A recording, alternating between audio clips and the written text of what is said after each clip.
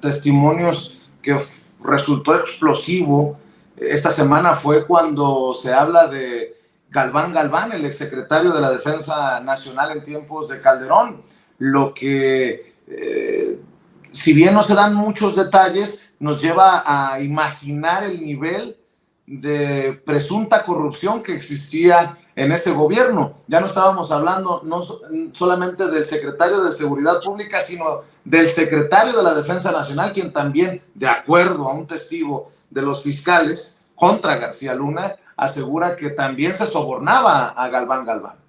Sí, fue justamente Oscar Nava, el Lobo, quien mencionó esto durante justamente el cuestionamiento que le hacía la defensa, porque el Lobo fue justamente uno de los testigos que enfrentó más problemas en los cuestionamientos.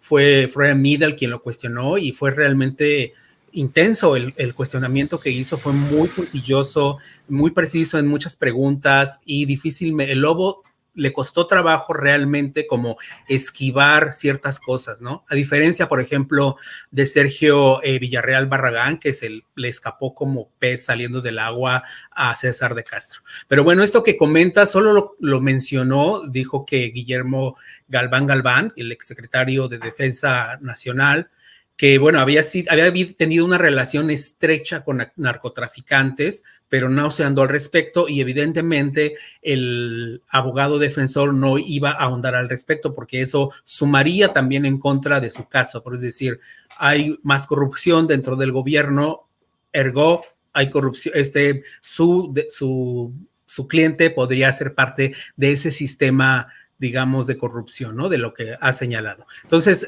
yo no me gustaría profundizar en esa parte porque se mencionó y se quedó ahí. Es preocupante, lo es. Hay investigación al respecto. No lo sabemos si los fiscales están abriendo algo, pero ni siquiera los fiscales quisieron como tocar ese tema. Hay temas que de pronto se ponen sobre la mesa y nosotros a veces quisiéramos saber más, pero no se abren. Por ejemplo, el tema, lo comentabas, los periodistas, no solo yo, nos decepcionamos por decir, queríamos saber cuál es el nombre del periodista que dijo Israel Ávila, al que le hablaron particularmente, porque trabajaba con el narcotráfico y él era un personaje importante porque le pagaban y podía dar la noticia, la primicia de que el rey Zambada había sido detenido y no solo eso.